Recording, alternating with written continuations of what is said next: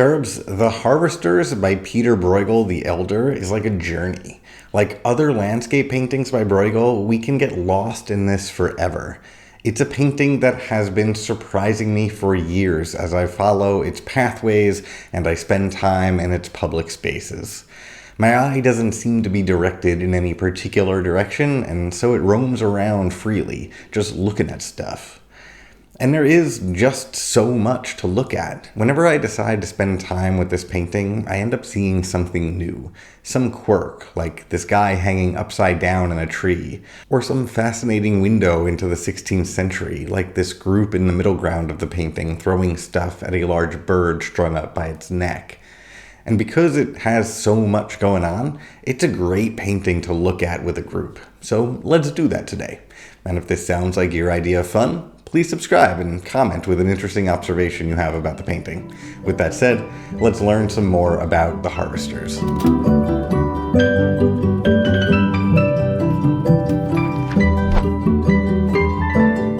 Let's start with some background information.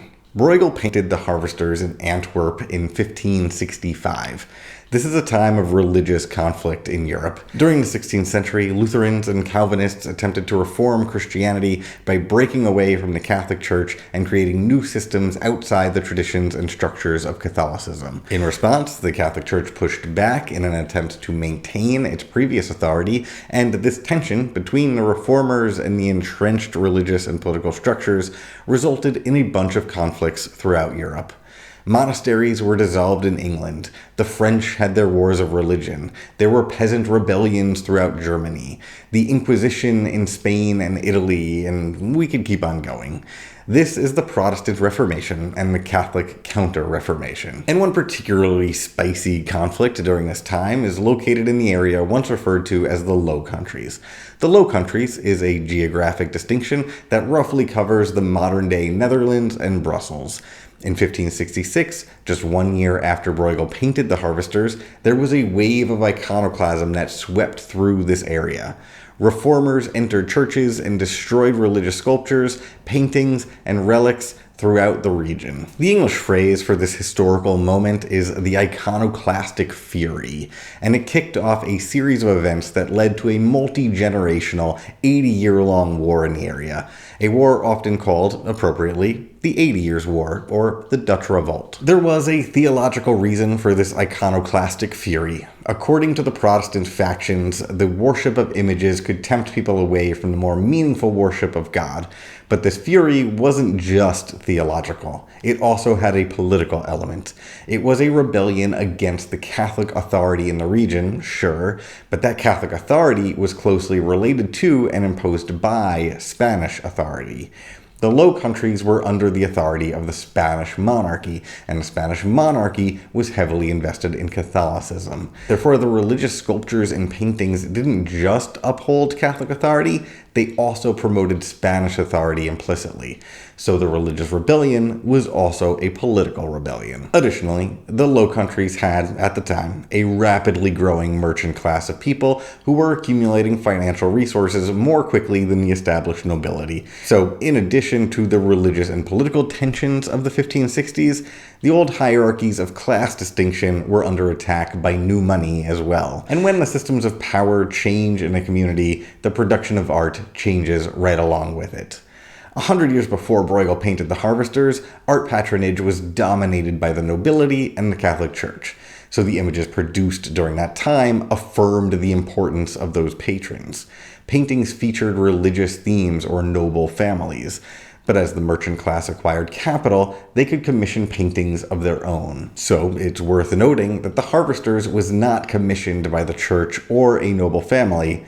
It was commissioned by a merchant. In a lot of ways, this painting will illustrate the ideologies that will be at the center of the 80-year-long conflict between the Low Countries and Catholic Spain, and tension between the rising merchant class and the hereditary power structures trying to control them. The Harvesters was commissioned as part of a series of paintings that focused on particular times of the year.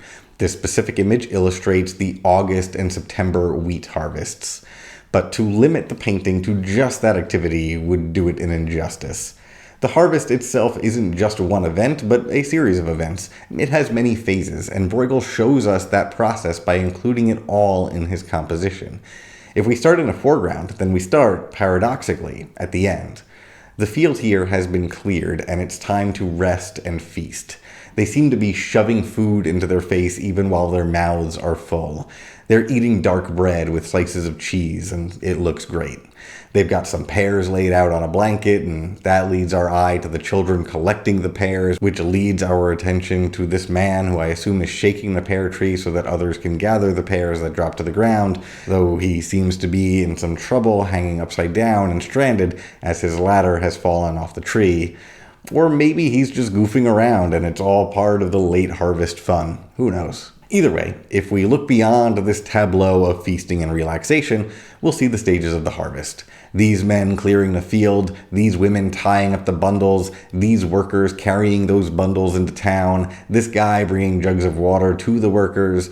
The harvest, this implies, is not just one thing. It requires different types of labor and all the members of the community to participate in that labor.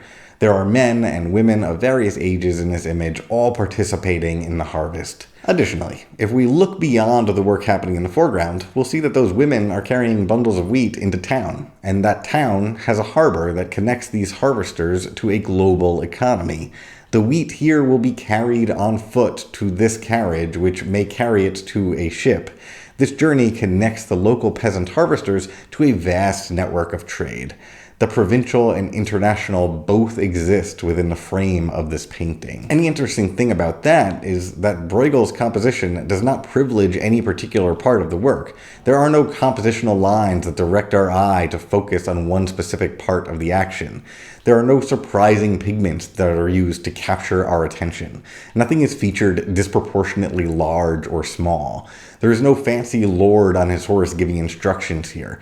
No one seems to be in charge, and Brueghel doesn't depict any part of this process as more or less important than any other part. But if we insist on finding a focus anyway, even given that the artist doesn't use any compositional vectors, colors, or size to emphasize any specific part of this process, we might look to see what parts of the process he foregrounds or centers.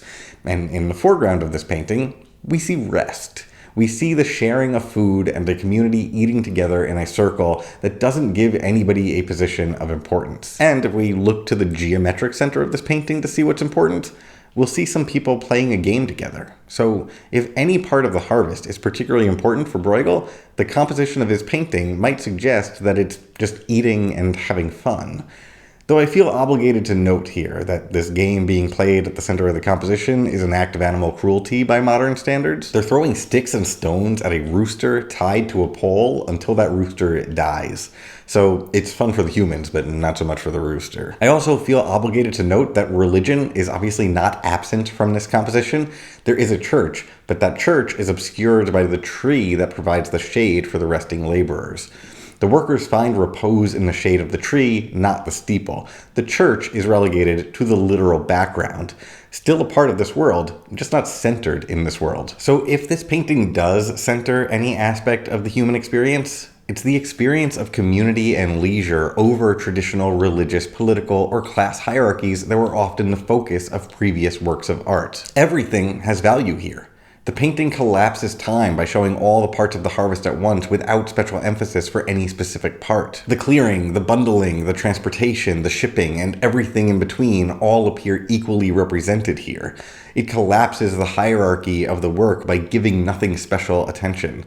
It also collapses the local with the global by positioning these workers within both the context of their local community and the ships that will connect their labor to the labor of others in a globalizing economy. It's a democratic painting that gives equal attention to all the parts of the human experience. No special attention is given to wealth or religion or even virtue. The focus instead is on life, on the importance of coming together to eat a big meal after a big project with your community. That's the stuff worthy of paint. And that's where I'm going to end this one. Thank you all for watching.